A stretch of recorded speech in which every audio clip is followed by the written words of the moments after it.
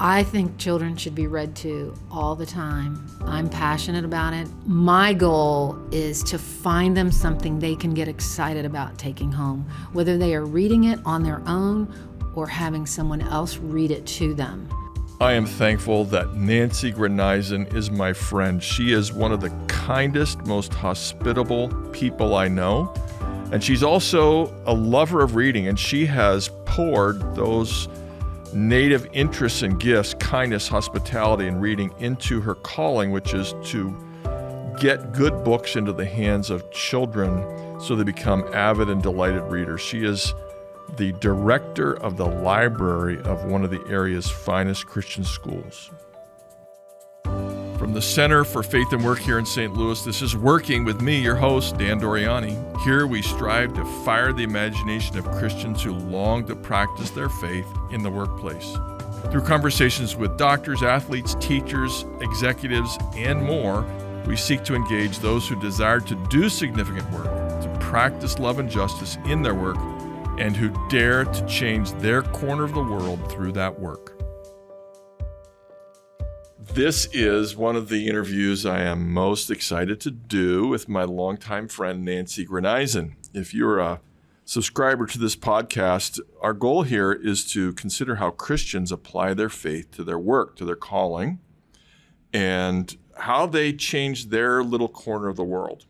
One of our abiding interests is in people who may have low formal authority. If you look at the organizational chart, they don't seem prominent. They don't seem like they decide how things go. And yet they have very high authority because of expertise and because of trust at a sort of a popular level, we might say. And Nancy Gruneisen epitomizes that because she is the librarian of an elementary school, a Christian school. She's been at it for 17 or 18 years, depending on how you count. And so she's a resource specialist for the whole school, from kids that aren't quite ready to read yet to the most advanced children at the end of their elementary career. And of course, that means that you have, Nancy, you have the privilege of working with some kids for 8 or 9 years. Correct. You never are their teacher for a year, but you get to watch a child mature. So just give a little introduction. What does a librarian do at a Christian school? Okay. And what's great about being a librarian that makes you enjoy doing it? First, to the first question, what do I do? So I manage a collection of about 10,000 books. And what that means is purchasing books, repairing books, culling books, organizing books, displaying books, kind of point of purchase, kind of selling books. I also, at our school, I read out loud to every student in the school. So that's from the 3-year-olds all the way to the 12-year-olds. I support teachers in their curriculum. So you help them pick a book that'll be right for their class. Maybe the class different year from year? Could be a combination of that. Right. It could be they're studying the Revolutionary War, Okay. So I pull everything we have on the Revolutionary War. Could be I'm making suggestions to them if they only have a couple and they need more. It could, lots of similar things like that. So you said 2 things already. You said culling books. Culling is not a word that we use every day. Okay. But librarians do. So that's book burning, right? No, it's not just book burning. What is it? What does culling but culling mean? means, every year I try to do an inventory, Yes. which lets me know what's still there and what walked off. Oh, yes. Which happens pretty much. But then it gives me a chance to touch every book. And so when I look at them, I can tell, and I have a system that tells me how often it's been checked out, how old it is, Right. which doesn't necessarily indicate whether it's a good or a bad, Right. not bad book, but Less read. wonderful. Yeah. But there's some really old, wonderful books in our I have one of library. them right here. You do have some old, Make wonderful. Way for Ducklings. Yes. Which is about 90 a years favorite. old. It is. And I love to tell children that. Like a book that they love, they may not have recognized the copyright, or if I'm talking about a book. So you could take that book and you would say, and sometimes I'll even go, wow, that book is older than me. Yeah. Okay, so 4-year-olds published don't know in what that means. 1941. Okay, so And so you just 80 years. yeah, you say that, and then they're like in awe, but they love the story. Yeah. And it's still a standing, wonderful, good story. It is. Madeline, they're old. Madeline also. is old too. Madeline is old too. Both of those won Caldecott Awards, Yeah. Picture Book Awards. But so in order to, and I'm kind of approaching this in our library where you have to remove a couple books in order to bring the new books in. Yeah. So if it's a book that is not being checked out, and I have And kids, maybe kids aren't saying, wow, that was a great book. I enjoyed that, Mrs. Correct. Gruneisen. right? And And they let you know, I assume. well, they do, or they'll say things to me like, "Have you read every book in this library?" And I have to be honest and say I haven't. So but I've read You've looked at most all of them. Yeah. Oh yeah. So if it's something I don't think is going to be, if nobody's going to read it, and I can't get someone to read it, I'll either try to read it and find out whether it's worth keeping, or we'll take it out. Yeah. So another thing you do that I found really interesting was that you read to kids. Now, you have a beautiful reading voice. I've heard you read Thank out you. loud. Thank you. God's given you a good reading voice, I think. What's it like to read to children? Why do you like to read to them? It's not required. You wouldn't have to do it. No, and I know there are some librarians that the majority of their class is not reading out loud. It's a project, or you're Right. teaching how to use a dictionary or something like that. I think children should be read to all the time. I'm passionate about it because I think it's because I just enjoy watching them Yes. while I'm reading. Their eyes I get enjoy big. their eyes get really big. Not always, but some Yeah. of them do. They wiggle if it's funny. Wiggling is okay, some kids listen that way when Yeah. they wiggle and move. There's nothing more exciting than watching the connections that kids make when you read out loud to them. They look at each other like, are you getting this story? Well, they'll laugh. Usually, especially with the little ones, it's more like, they have something to share too that that has Similar something to do somehow. with Right, yes. yeah.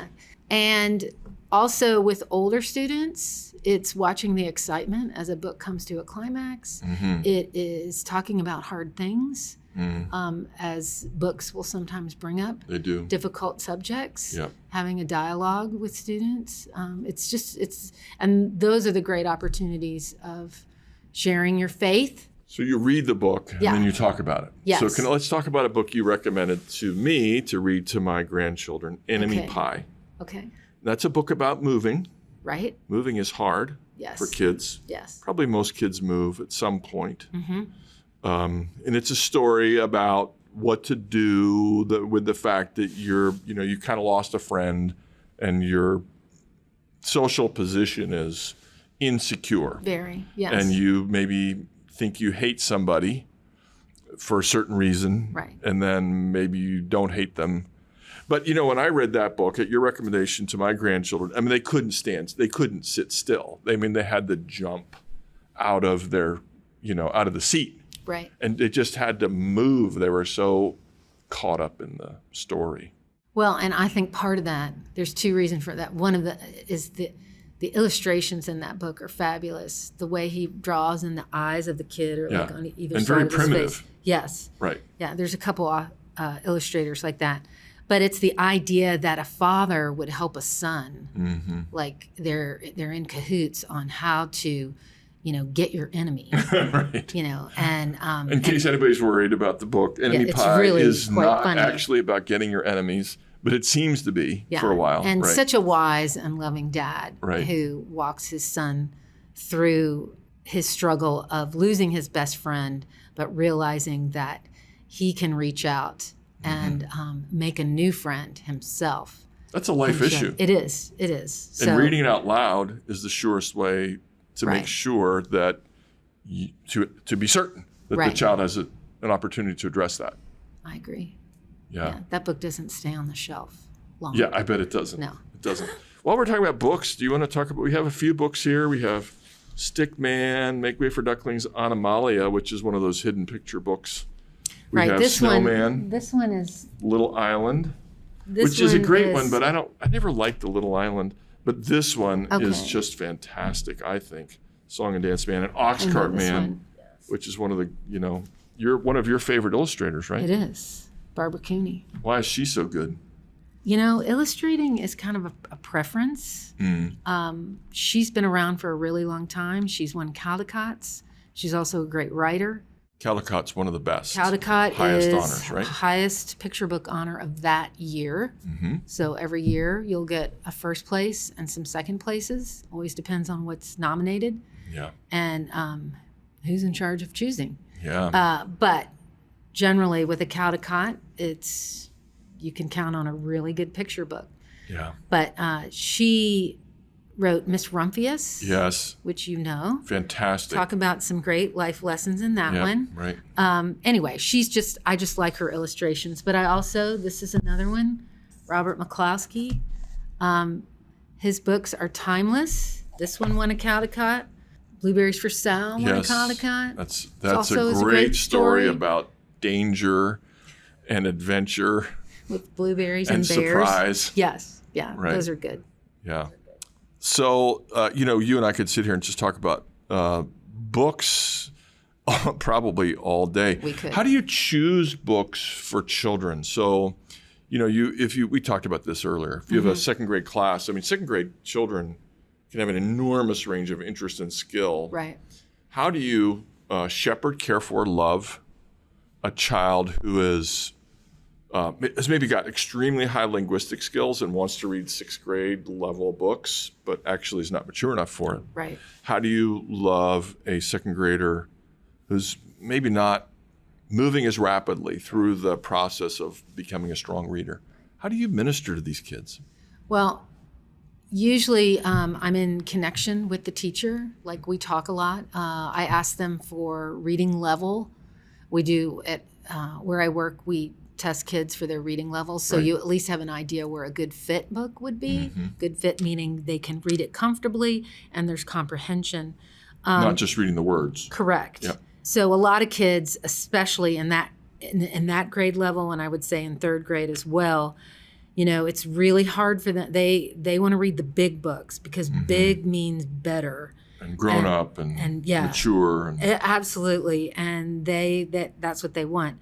So sometimes it's a struggle where a child is not at a higher reading level. And so we work with them, the teacher, the parent, and myself at finding not only a good fit book, but then maybe a book that pushes them a little bit, or maybe is hard, or they alternate pages with their parents. Oh, yes.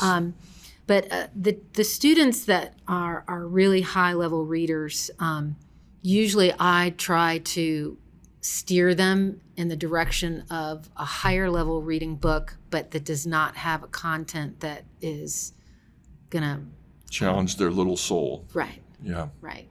A great analogy to that is, a heavy suitcase. You would not give Jonah a huge suitcase to carry until he was old enough to manage it. And what we mean is emotional suitcase here. Exactly. Right. Emotional. And so I do my best. It's not always, perfect, but to encourage them. And if I see kids reading books that I would question, especially with parents, which I work really hard at having relationships with them, where I can shoot an email to them and say, hey, I just noticed your child is reading this. Are you aware of a theme that comes up 2/3 of the way through? Could be lots of different reasons. Could be divorce, maybe, and they're not ready for that for some reason.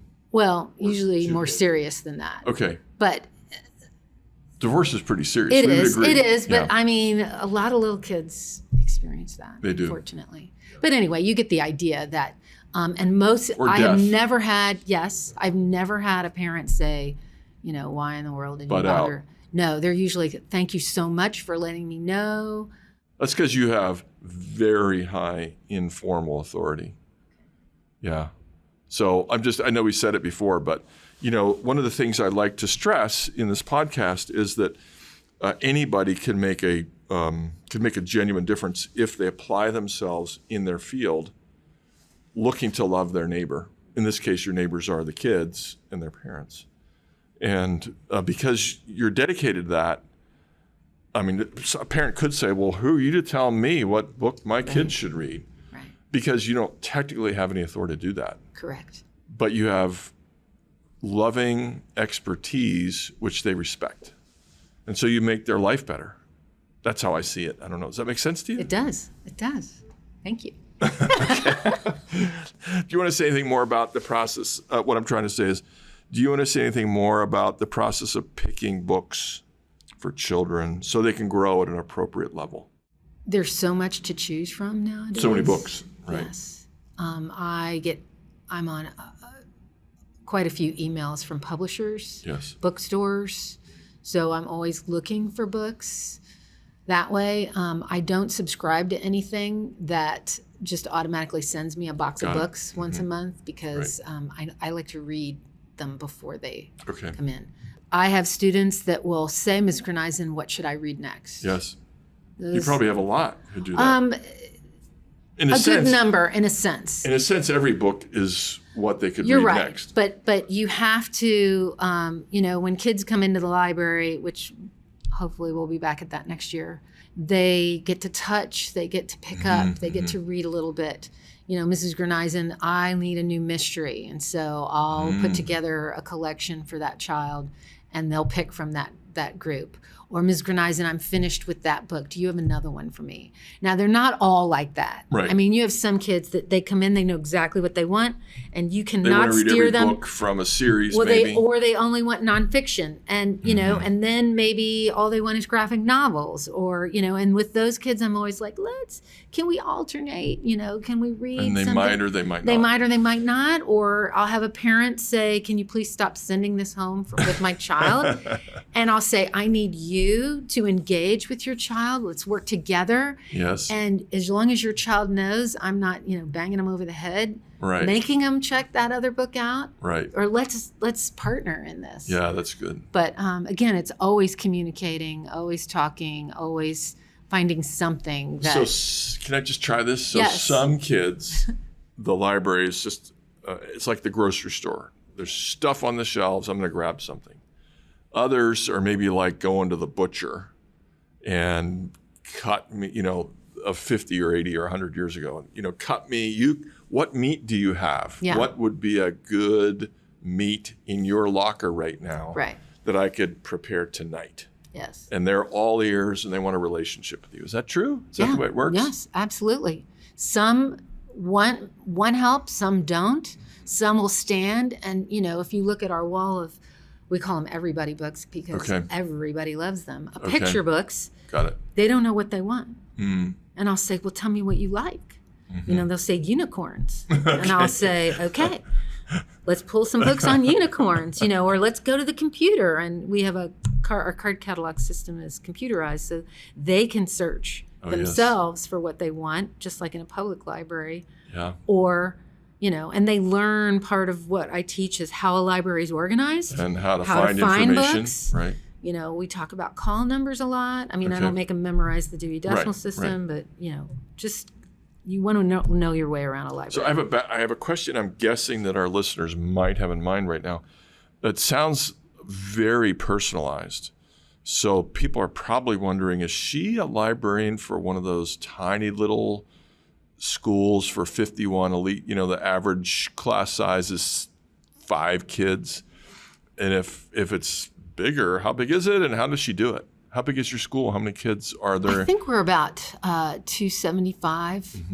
We've been as high as 300 before, but COVID's done a little number on us. So. Yeah, 275. I'd say do you know all of them?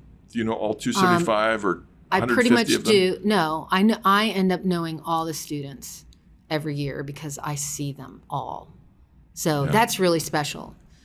And usually I end up with jobs because I know all the students better than like the 5th grade teacher. Jobs, you mean you're Jobs asked to do things? I am asked to do Extra things. That was a things. joke. Yes. Yeah. So, yes, I know all of them. Yeah, that's terrific. It's amazing. Now, some It's better what makes than you others. a good teacher of library, I think. I would hope so. Yeah. I would hope because now 3-year-olds are not checking books out. Right. So all I'm doing is reading to them. Yeah. Junior kindergartners, our 4-year-olds are not. They have their own library. They don't take from me. Right. But they come to my library. And you read. And I read. Kindergartners are the first ones And where you begin most to of them are have that reading. relationship. Yeah. Starting. Some. Yeah. Okay. To talking about different books, showing them. They're the ones who we literally work on understanding how that library is organized and finding books. And they're fabulous to work with because they just want a book. Want to know, yeah. They just want a book. I'm a teacher too. I'm a professor at a graduate school, and I think one thing we probably have, all teachers have in common, is a desire to stimulate the brightest, most interested, care for the typical student as best we can, and not lose the student who, for whatever reason, is not as engaged. Right. How do you do that? As a librarian, you know who is in each of those categories. Rarely do I have children who are not interested in books. Yeah. It's a beautiful thing. Let's beautiful. just be honest. Yes. They may not be able to read well, but they can look at pictures. Right. And hopefully they have parents that will read to them. Yeah. And so my goal is to find them something they can get excited about taking home, whether they are reading it on their own or having someone else read it to them. And then you have students that are voracious readers that just have to have the series. They won't even, mostly boys, they won't start a book unless it's part of a series. It's kind of an interesting phenomenon. That's boys, not girls. More boys than girls. Okay, yeah. What are you doing over there? I'm going to ask that we read a little bit. You and I both take turns. Okay. For a moment. Is that okay? That's fine. Okay. Because I love your emphasis on reading aloud, and you're a very expressive reader, and I think you teach children how to read by reading to them, and the phrasing, of course, implies comprehension. And if you see, I've watched children learning to read. Right. I'm sure you have too. And if they're reading aloud at a certain level, their eyes are ahead and their mouth trails behind. Right. Because they want to get it right. I've seen my own children. When my own children started doing that, you read to your sister, then I know they're really comprehending when they start reading with inflection and maybe a voice, the moose said. Right. Well, one of the other benefits of reading aloud, especially to older kids, is you're reading, I'll say I am reading books that they would not normally maybe pick up on their own. So in sixth grade, we read an adaptation of the Iliad. And they all look at me like, they're like, What's and an I Iliad? said, I explain what it is. Yeah, but they don't. And why we're reading it. Yes. And that this is going to come, and I promised them, I go, you're going to appreciate this when you're in high school because you will read it. Because you already know and it. you're going to remember all those names. And, they all come away with like, that war was 10 years because of an apple, or something like that. It's just, that's what's so fun. And the other thing, and I haven't told you this, but I'm going to tell you anyway. Like, I like to cook, and so if there's any kind of food involved with a book, food also engages kids in a huge way. Very sensory. And reading aloud is sensory. It is. Yep. So, there's another book I read in 5th grade that talks a lot about cream puffs and Coke separately, and lima beans. Oh, okay. And so at the end, when we finish the book, we have an event. What, cream puffs? Cream puffs lima and beans Diet and Coke? Not Diet Coke. Coke in a bottle. Yeah. Which most kids have never opened a glass. Right? Yep. No, they've had it, but they've never opened a glass bottle. Uh-huh. And this year we didn't have the lima beans because I didn't have a kitchen close by. Or Sam Gribley in My Side of the Mountain. At the end of that book, I served the kids rabbit and deer and mussels and frog legs and all kinds of anything that Sam ate. We try to eat.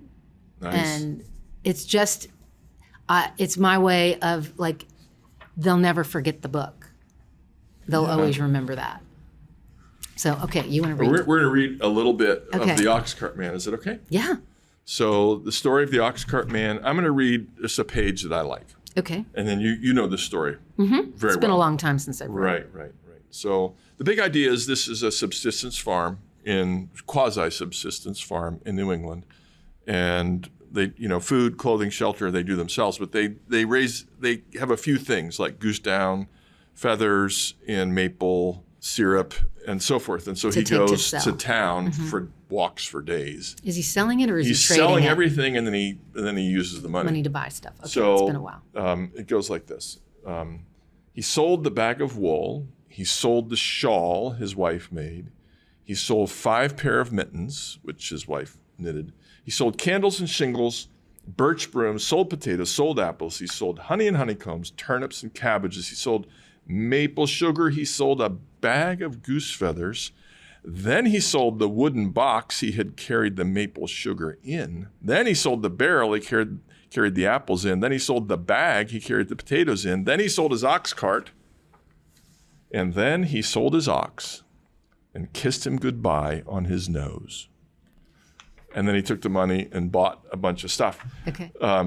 So read a page. That's how I would read. I didn't No, really. I thought you did great. I haven't read this for 5 or 10 years It's either. been a long time for me. just read a little bit. Sure.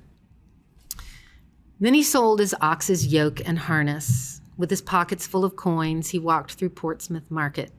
He bought an iron kettle to hang over the fire at home, and for his daughter he bought an embroidery needle that came from a boat in the harbor that had sailed all the way from England. And for his son he bought a Barlow knife for carving birch brooms with, and for the whole family he bought 2 pounds of wintergreen peppermint candies. Yeah.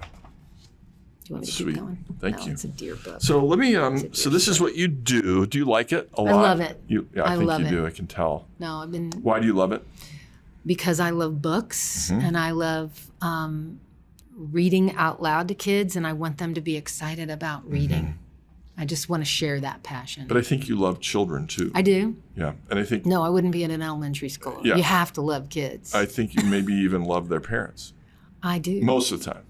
Most of the time. All the time. Right. You love them. You don't always like them, I suppose, but you love them always. Yes. Yes, I don't mean to embarrass you. Well, I'm like, there's always, maybe if I've screwed up sometime. Right. Is there anything frustrating about your work? I'm sure there's something.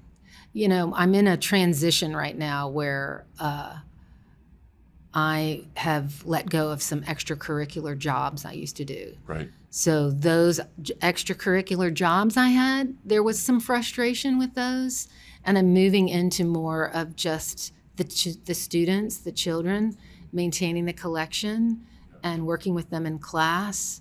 And those are the highlights of my Great. job. Oh, isn't it great when you can focus on the best parts? These are all the best parts. I mean, I feel really blessed Yes. by just having that. So, is there anything frustrating? Maybe when, you get a book back and it's got Cheeto stains in Oh, it yes, because they've sure. been eating food Or with it, the or it's spine left is torn outside, off, or yeah. But that just comes as part of the territory. So, I hear you. So sometimes people drop off 100 books because their last child is now in 8th grade and they're cleaning Right. out the closet. right.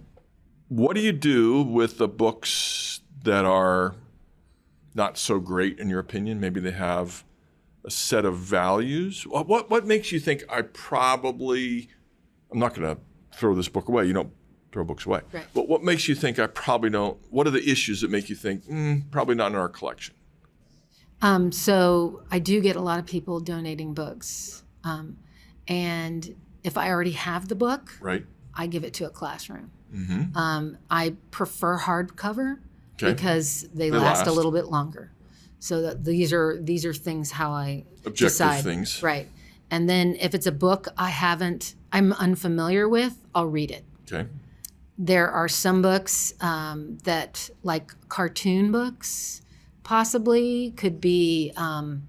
We have some board books, but not very many. So I would probably pass those on. I don't give them certain books to other teachers. I will just donate them to Goodwill if that's necessary. Would you reject a book because the artwork is subpar? So if the art wasn't great and the story was fabulous and wonderful, Yeah. I'd keep it. But But if they were both okay. not just okay and not great, I wouldn't. How about a book that's got great artwork and the story is Okay. insipid, dull, predictable, or even promoting something? I wouldn't keep it because that you don't we wanna have to be promote? selective because we have limited amount of space. Right. So I can't just have anything on the shelf. Yeah. So what I'm hearing actually is that, Thomas Edison famously said, genius is 1% inspiration, 99% perspiration. That's the biography we read in first grade. Yeah. So that might be applied to building a library. I mean, you have certain principles, but you read a lot of books. I mean, you put in the work to create you don't just get a good collection by receiving what somebody ships you. You get a good collection by knowing what you have. A great number of books. Well, and the other advantage of that is I can't convince you to read a book unless I've read it. Yes. I can't get excited about a book unless I've read it. So when you walk into my library, there's this space right outside before you come in, and it has a little chalkboard and a table. I don't know if you've seen it. Yes. Okay, so this is what I call my point of purchase. So when classes come, this is where they stop. We talk about whose birthday it is, and I love illustrators. I have a wall in my library called the Illustrators Wall, and it's helping children identify really great and beautiful artwork. You're building their aesthetic sensibility. Hopefully, trying to. Well, some of them you are, anyway. Yeah, so it could be an illustrator's birthday, it could be an author's birthday.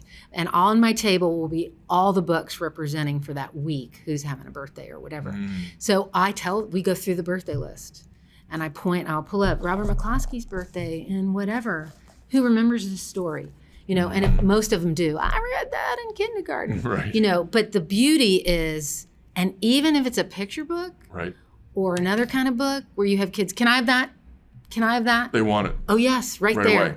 And it's a first come, I wanted that. Well, I asked for it first, that kind of thing. So that. Develop your trigger finger. Truly. And so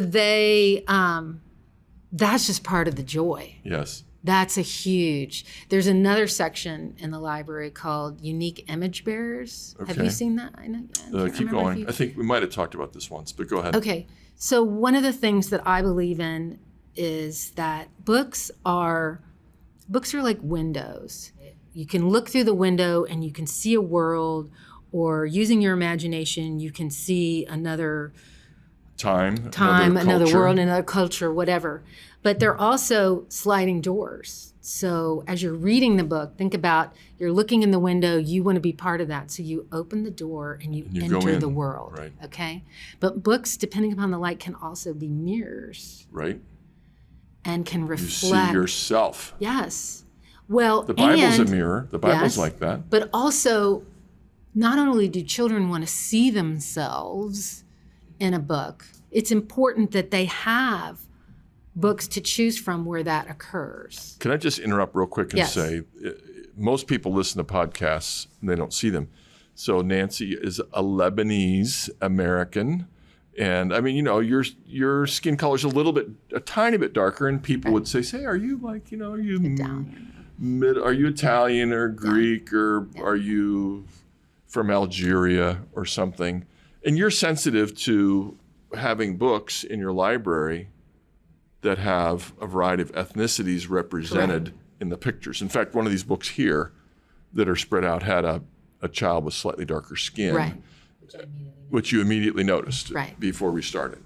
I have grown in that capacity because, over the almost 20 years that I've been at this school, I mean, we did not have authors or illustrators who were representing diversity. Exactly. Right. But one of the beautiful things in our school is quite diverse. So it's really important that students, no matter what they look like, have something where they look and they see, oh, wow, that girl looks like me. And that's that the boy. Mirror function. Yes. That helps the mirror function. Exactly. And show others that they don't exist in their own little bubble. I mean, the world is a very big place. Right. So someone's Asian American, for example. Right. They might see Asians in China or Korea or Japan or Thailand or something. Right, exactly. Right. So there's this area that we created with the help of some really gifted parents called Unique Image Bearers. And it has sections in it.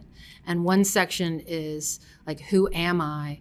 Or your identity. So it's all books about, and all the books are on these shelves, and kids know they can go look from here. But skin color, books about skin color, books about your name. There's a couple books about kids that have immigrated to the United States. And they have an unusual name. And how do you handle that? And how do these kids handle that? There is a book about, there's a a shelf about refugees and immigrants. A lot of books being There's written on that. a fair number of refugees and immigrants in our city. Absolutely, there is. And these books, show children what it's like. Yes. And kids want to know. They really want to know. When did your family come to America? My dad's parents. What year? Do you know the year? I don't know the year, but it's Like the early 1900s. 20? Could have been. Yeah. I'm going to say 20s or 30s. Yeah. It was his parents. My family finished coming in 1933. That's right. So You guys my were dad was both. an immigrant. Yes. And your parents were immigrants. Right. Well, we're all. We're all immigrants, but Right. it's a little But bit, it's closer. when It's mom closer. and dad have an accent, until, I don't know, I was always embarrassed with my father's accent when I was in junior high. Yeah, my dad, I used to want to be more Lebanese than not. And so Okay. my maiden name is Nasser. Yes. And I used to tell people I was Right. related to Abdul Gamal Nasser, who was Was the it president true? of Egypt. It was not true. It was not true, No. but it was a fun No. story.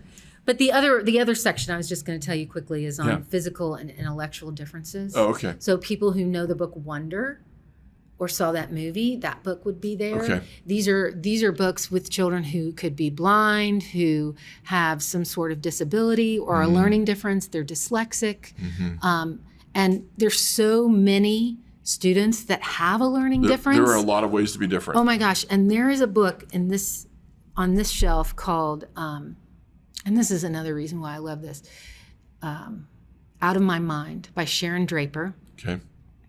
about a girl who has cerebral palsy. And the book is written from her perspective. Right. And so you're in the girl's mind. And she's Right. bright and she's intelligent. But her body but her betrays her. body betrays her, and people don't understand her until whatever. Because her speech is indistinct. Exactly. But after reading this book, like it totally transformed me. Like how I look at people who are in wheelchairs. Not that I was critical, but like You got into their mind yes. and their experience. And everyone who's read this book feels the same way. My sister bought a copy for every one of her kids because she loved it, because it taught them something. What's the name of the book? Out of My Mind. Out of My Mind. Well, that It's sounds really like a good. book a lot of people should read. Doesn't it? Seriously? Yeah, it's good. It's not what is very it? long. Is it for third graders or fourth graders? Yes, they could Yeah. read it. Yes, Yeah. they could. I mean, it sounds like an enlightening book. A child of the right age would be, a 4-year-old might No, be unable to. they wouldn't understand it. Right.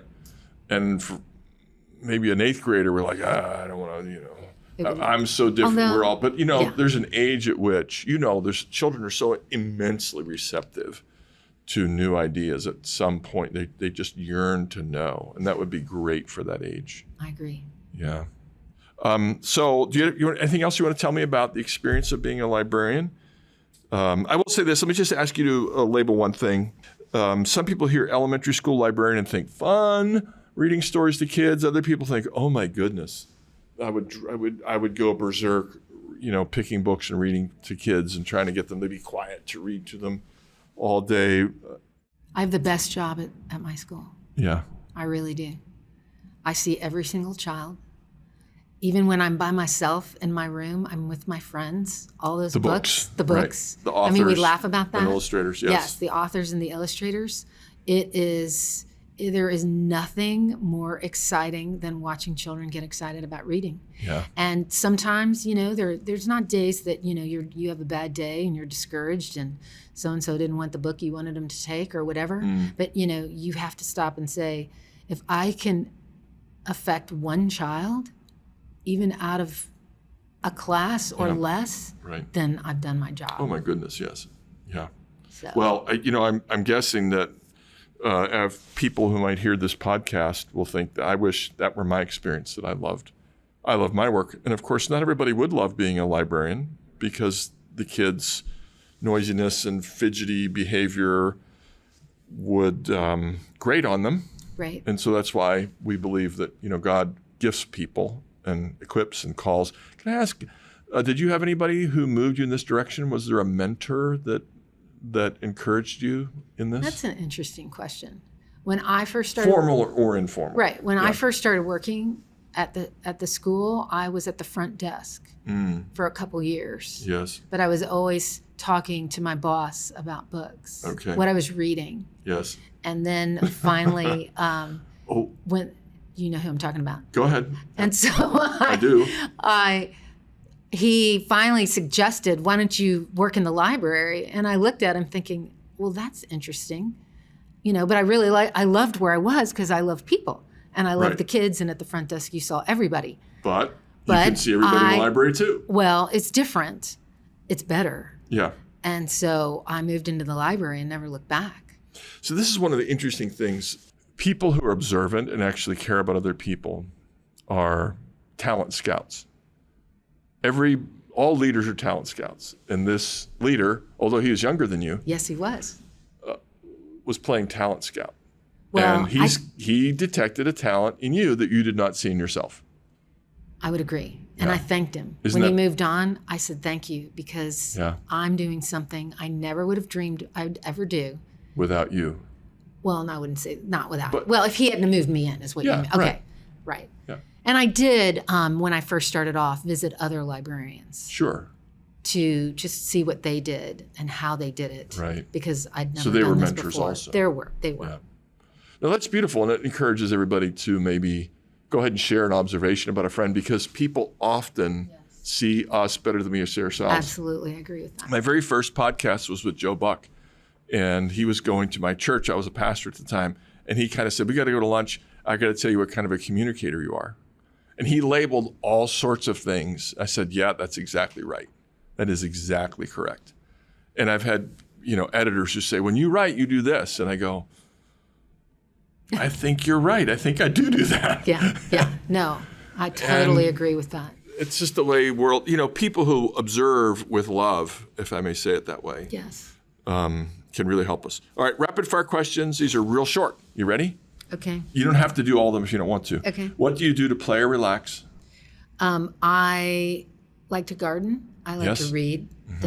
I like to bake. Yes. And I like to hang out with my husband or a girlfriend with coffee. Great.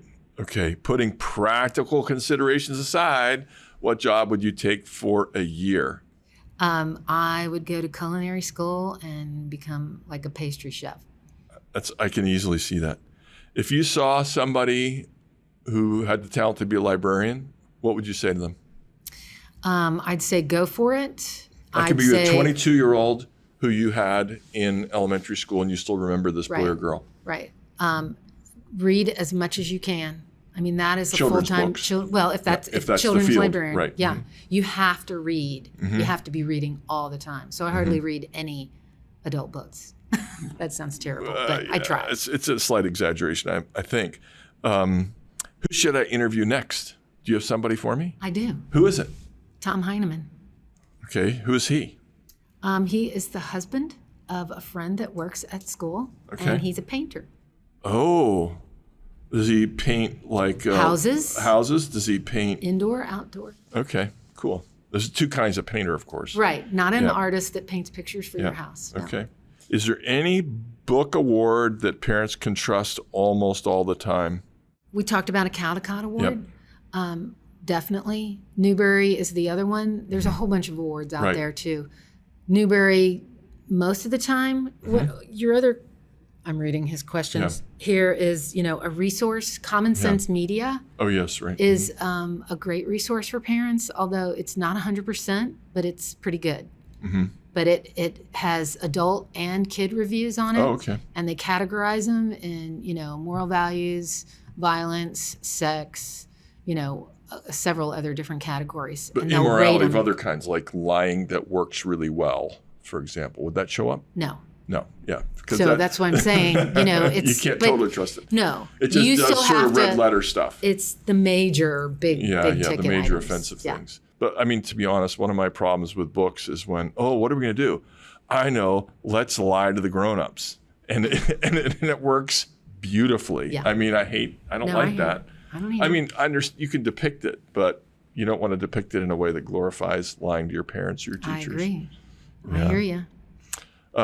Well, we don't want to end with lying, books about lying. Is there one more thing you want to say before I say thank you, Nancy? Read to your kids. Don't stop reading to your kids, even when they're older. And I'm not saying your high school kids, but just because your child knows how to read, you still need to be reading to them. Can I back up? Yes. My youngest daughter and I took a road trip 1,800 miles once, and we read kind of 700 pages of Harry Potter to each other. Out loud. Out loud in the car. Yeah. That was a great bonding experience. Yeah. I think she was 17. Yeah, 18. She just finished high school. We went to climbing the Rockies together. And it was just, other people were welcome. It just nobody else could come. And it ended up just the two of us. That is a beautiful thing. Yeah. Yeah. I've done that with my husband. Yeah. Reading a book he wants to read, but he would prefer that I read it out loud to him instead of him reading it. Yeah. So that's awesome. Yeah. So it is. Nancy Gruneisen has been my guest today, the best elementary school librarian that I have ever known, and nobody else is even close. Thank you, Nancy. Thanks, Dan. Working with Dan Doriani is a production of the Center for Faith and Work St. Louis. We seek to promote faithfulness in the workplace, in education, in discipleship, and in the stories of believers who've applied their faith at work. If you've enjoyed this podcast, please subscribe and rate us on your preferred podcast platform. You can visit our website at faithandworkstl.org. There you can subscribe to our podcast, sign up for our newsletter, learn more about Faith and Work cohorts, leave us a message, and more. You can also follow us on Facebook and Instagram at Faith and Work STL, and find the video version of this show on our YouTube channel. All these links are available in the podcast show notes and on our website. Thanks for listening.